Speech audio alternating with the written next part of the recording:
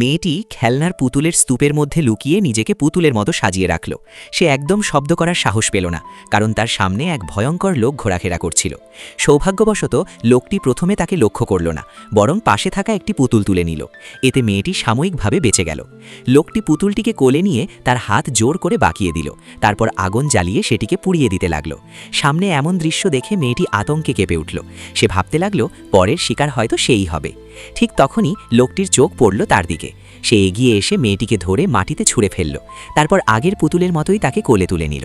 মেয়েটি ভয়ে কোনো প্রতিরোধ করল না, কারণ সে ধরা পড়ে যাওয়ার আশঙ্কায় ছিল।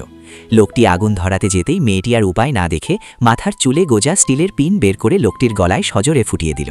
এতে চারদিকে হুড়োহুড়ি শুরু হয়ে গেল। আশেপাশের সব পুতুল ভেঙে পড়তে লাগল। লোকটি যেন শুনতে পাচ্ছিল সব পুতুল তাকে নিয়ে হাসছে। সে উন্মাদের মতো পুতুলগুলো ভাঙচুর করতে লাগল।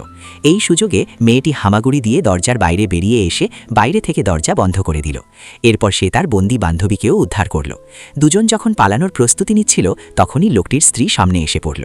যদি সে দেখে ফেলত তাহলে আর রক্ষা থাকত না। ওপরে স্বামীর চিৎকার শুনে স্ত্রী ওপরে কি হয়েছে দেখতে গেল। পায়ের শব্দ দূরে যেতেই দুই বান্ধবী দ্রুত দরজা খুলে বাইরে বেরিয়ে দৌড় দিল। তারা পাগলের মতো নিজের বাড়ির দিকে ছুটতে লাগল। অবশেষে ভোর হওয়ার পর তারা সেই ভয়ঙ্কর